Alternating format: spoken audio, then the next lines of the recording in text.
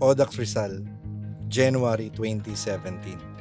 There are 319 participants registered in this event. Only 188 finish. It is said to be the toughest and the hardest Audax 200 in the Philippines. It has a 41% rate of DNF, the highest in the history of Audax randonneurs. Imagine riding 210 kilometers and climbing almost 3,900 meters of elevation. Going through some unpredictable cold weather at Jarrell's Peak twice and scorching hot weather in the climb of Sampaloc Tanay Rizal in between. And to the home stretch of Sierra Madre roads to Boso Boso Hotel. It was really a tough day on a bike. Thank God, I managed to finish in 12 hours and 37 minutes. 2025, Audax Antipolo is announced. I know, it's about time to do it again. But, I did not start the year healthy. I had some knee discomfort na naging dahilan kung bakit hindi ako nakasali sa Ultra Gravel Challenge at Nueva Ecija Unrestricted. This Audax is my first event of the year. Kaya kahit hindi pa ako totally recovered from my injury, nag-register na ako para wala nang atrasan to. Hoping that in less than 2 months, aabot ang aking condition. Okay guys, we're here at Boso Boso Hotel. We arrived around 2:55 pero 3 AM na ngayon. Dun yung registration. This is the start And finish of the 2025 Audax Antipolo. And magbibihis muna ako. Makibihis tayo sa CR ng Boso Boso Hotel. Good morning, Sir Sigmund. Kumusta po? Good luck. Shout out, Sir Carlo. Taga saan ngayon? Jun. Si Carlo ay isang na-meet ko doon. No? Nalilito na ako. Ang dami kasi naka-factor.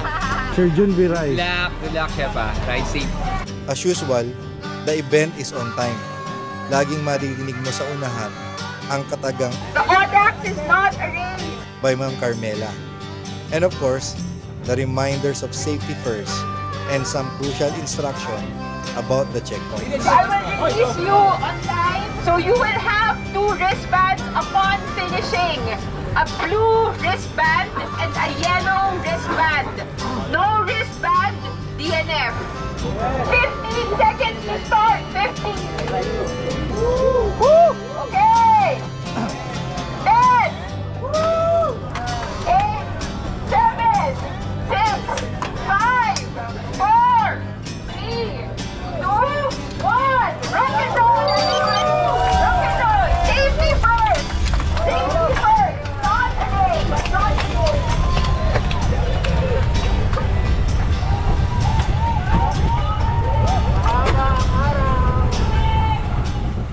I did not have a video descending Boso-Boso to Mang Bigs. Nakapokus lang ako sa daan and hoping for a smooth ride going down.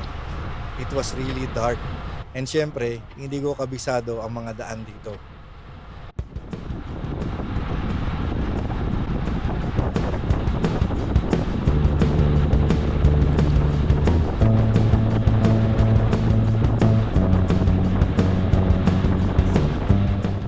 It was really a great feeling for a certain time. Nakasabay ko yung mga tropa ko sa Factor Philippines. Ito yung mga pambato namin.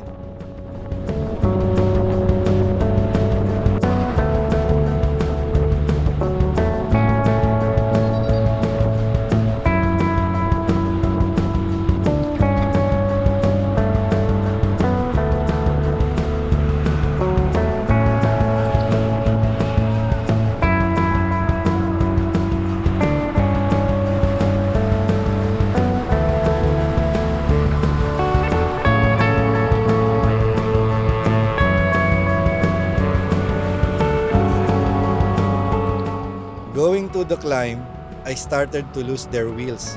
And syempre, my brain is reminding me that I have to stay on my game plan. Teka, ano ba yung game plan? Stay in the zone at kumain ng tama at uminom ng hydration.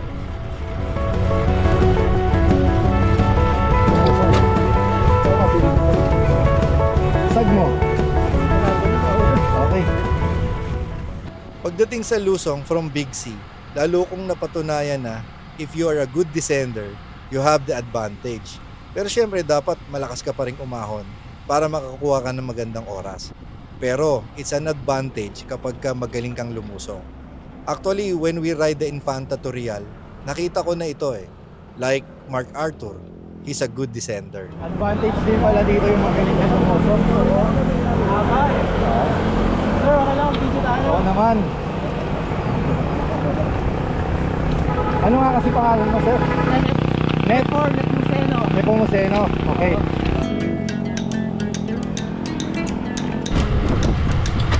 Barangay Kuyambay, Rizal.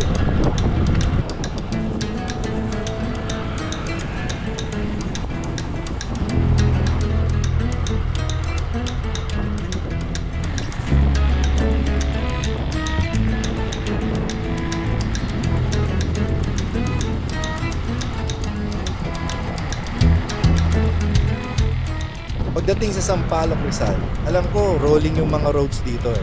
Base sa pagkatanda ko kasi hindi na ako nagkaroon ng time para rutahin ito. The last time I was here, it's 2017.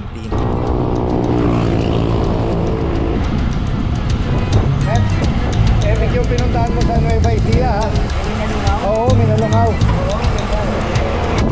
Shout out. Ayan o. Idol kita eh. Actually, gusto ko yung storytelling. Saka yung, siyempre yung drone. Kailangan siya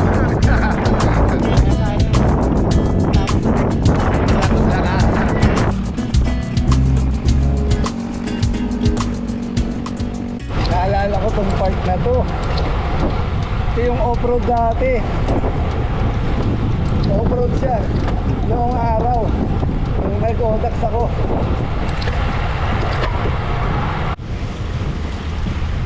Solid 7 kilometers climb itong section na to.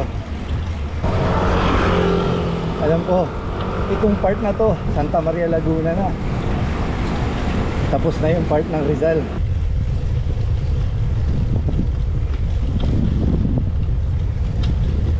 Most of the time solo na ako sa part na to. Ganito rin yung Odax 2017. Ang lakas ng hangin pasalubong habang papuntang Infanta, papuntang Jarel.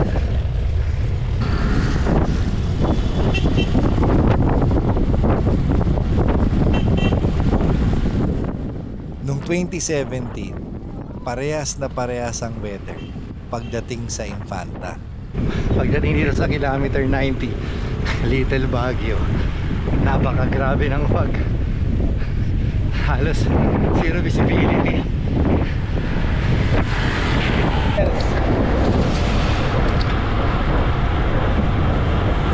Doon ang checkpoint, Marquez Bulaluhan. Halos nagbabalik sa akin lahat yung alaala. Ganito kasi yung naging experience namin eh.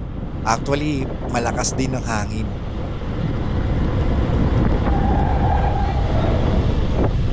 Saan po? Saan po, sir? Teka lang. Sa loob? Sa loob. After riding about 3 hours hanggang makarating sa first checkpoint, ubos na yung 2 bote ko. Tamang-tama ang pagkakataon nito para mag-refill at saka syempre mag-restock. Kinakailangan may baon pa rin tayo ng hydration at saka nutrition para sigurado ka na hindi ka magbobong, kasi kahit nalusong na yung part na ito from Infanta to Real Quezon, it will still take me some time para makarating dun sa next checkpoint. Dati hangin dito. May konting ahon na. Tapos hangin pa.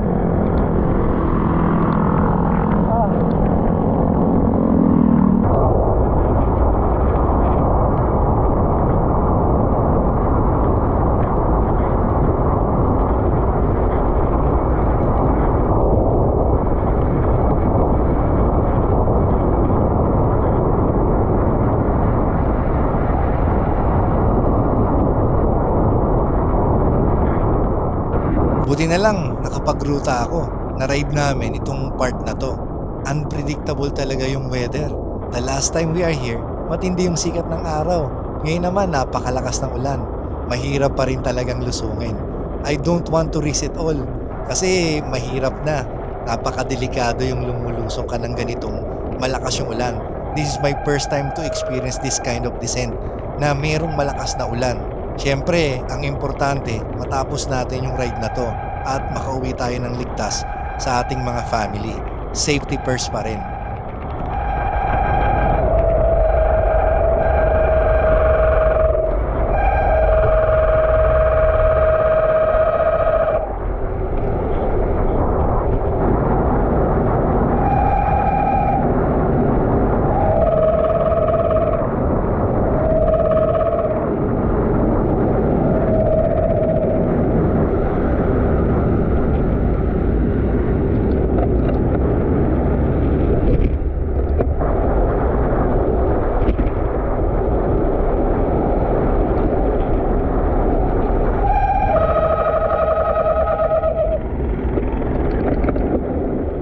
This is the second checkpoint, yung pang 100 kilometers. Pagdating dito, iniisip ko na agad yung ahon pabalik eh. Hindi ko napansin na flat pala ako. Meron lang fellow randonneurs na nagsabi sa akin na, "Sir, sumisingaw yung sealant mo." So ibig sabihin, nagkaroon ako ng puncture. Ang ginawa ko, binaligtad ko lang siya agad para syempre mag-seal. Sa part na to, alam ko nag-seal na yung puncture. Kaya ang ginawa ko, pumunta ako sa sasakyan, kumuha ako ng additional na water at ng baon, ng gel, tapos dumiretso na ako agad.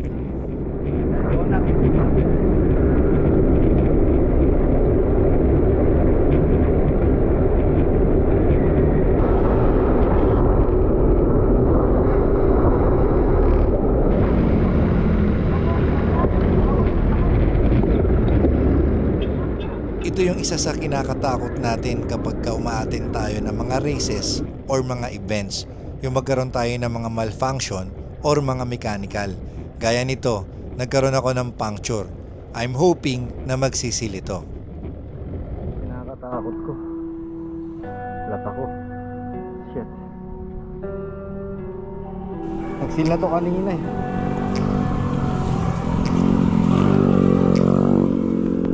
Lambot. I would like to take this opportunity para i-shoutout yung mga fellow cyclists o yung mga kasali sa ODAX na ito na nag-check sa akin. They are asking me if I need anything or kung okay ako. Salamat sa inyo for checking, fellow randonneurs. At ito yung maganda rito sa ODAX. Although sometimes nagiging competitive tayo, pero hindi pa rin mawawala yung camaraderie. One of the reasons siguro kung bakit nawala yung pag-seal nung aking gulong is basa kasi yung part na umaahon na ako. Pagdating dito sa paakyat na, basa pa rin yung daan. Kaya siguro hindi dumikit yung sealant dun sa gulong. Naging dahilan para maubusan ako ng sealant at patuloy pa rin lumalambot yung aking gulong. So at this moment in time, I decided to put some tubes na. Sana okay na to. Lord, bahala ka na.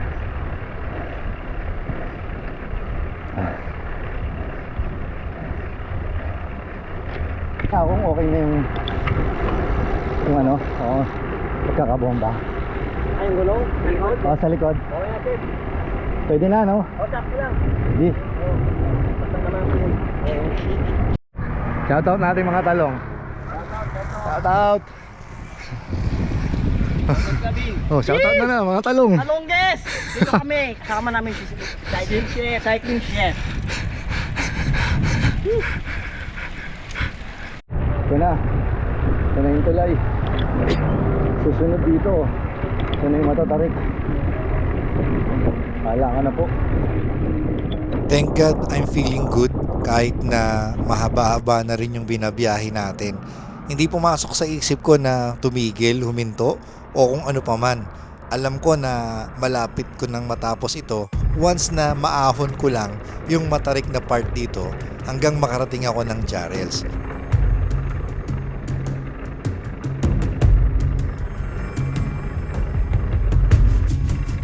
Superman.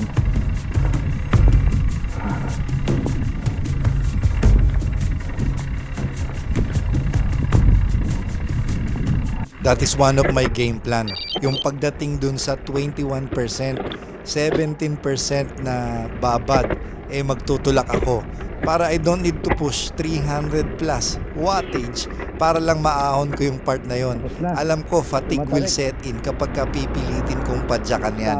Kaya ang game plan ko talaga, itulak ko dun sa matatarik na section na yan.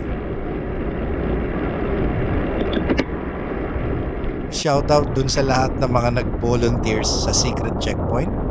Dun sa mga checkpoint din na sa Jarrels at saka dito sa Real Quezon. Shoutout sa mga magigiting na volunteers na they are cheering you up at hindi ka talaga mawawalan ng pag-asa eh. Actually, mabubus ka para talagang para sa kanila matapos mo yung event na ito. Kasi sila man nagpuyat, sila man nag-effort. Kaya ikaw din naman lalo mong pagbubutihan. Shoutout sa inyong lahat. Isang piling, isang peraso, ilang po gusto niyo? Ano sir, kami na.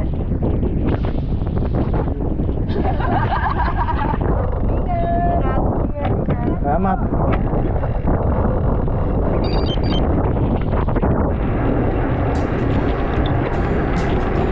Okay, lapit na sa Jarrel. Kunti na lang to.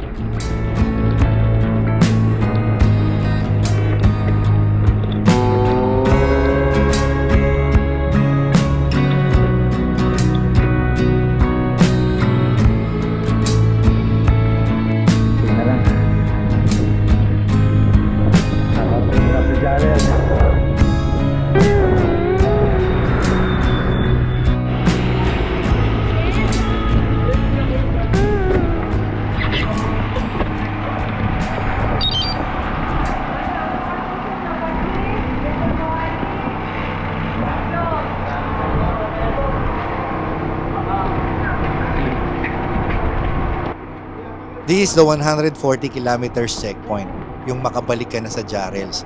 Pagdating mo sa Jarrels, alam mo, kaya mo nang tapusin ito. Pero syempre, hindi natin dapat i-underestimate kasi this is going to be around 3 hours pa rin. Meron pa rin ilang mga significant climbs. Yung ahon papuntang Sierra Madre, yung ahon papuntang Bixi, at syempre yung pinakahuling ahon, yung ahon sa Boso-Boso. Kaya pagdating dito, nag-refill pa rin ako ng water bottle. Tapos kumuha rin ako ng ilang pirasong gel na pang-uwi ko na. Siyempre, sinamantala ko na rin ang pagkakataon para makapagpalit ng medyas. Kasi ayoko nang maulit yung nangyari sa paa ko. Noong 2017, I was soaking wet with my shoes and my socks. Kaya ngayon, nagpalit ako ng medyas. Bago rin akong lumusong pababa ng Infanta Arc, kinakailangan ko na rin magbomba using an actual floor pump para makasiguro ko on point yung aking tire pressure. Shoutout nga pala Shimano Philippines, Neo Sigma. Shoutout sa inyo at meron kayong booth dito. Marami kayong mga natulungan. 3 hours yun.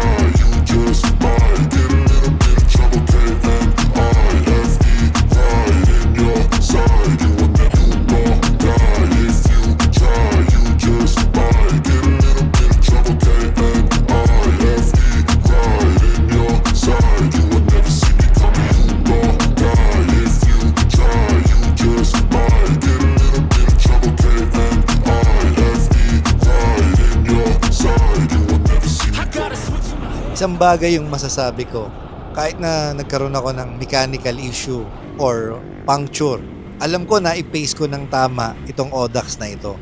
Alam ko na target ko yung zone na dapat na nandoon ako para hindi ako magpong, hindi ako pulikatin. At alam ko, on point yung aking nutrition, yung fueling, yung aking hydration.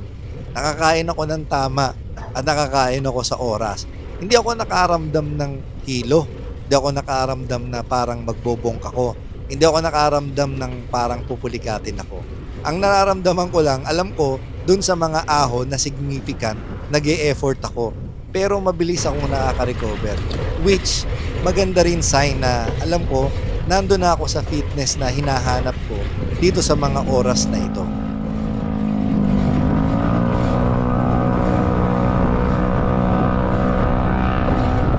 This is the last checkpoint.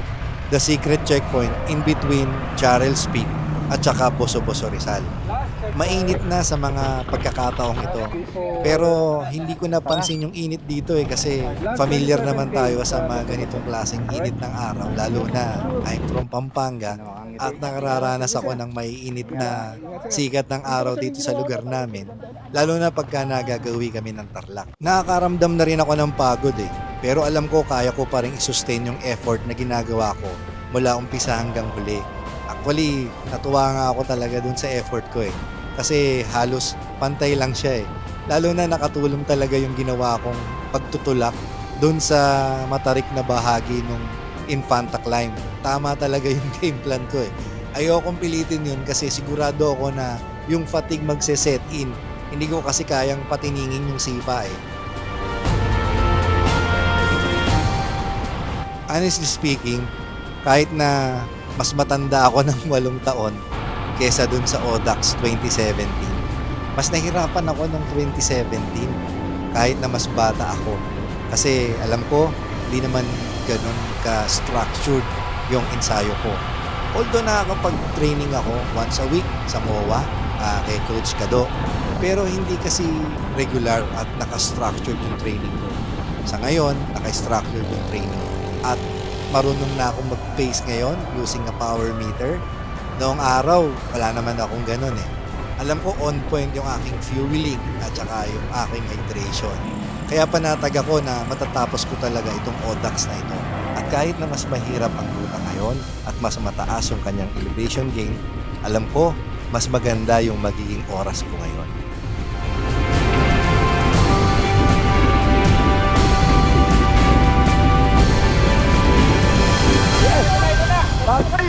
Ito na.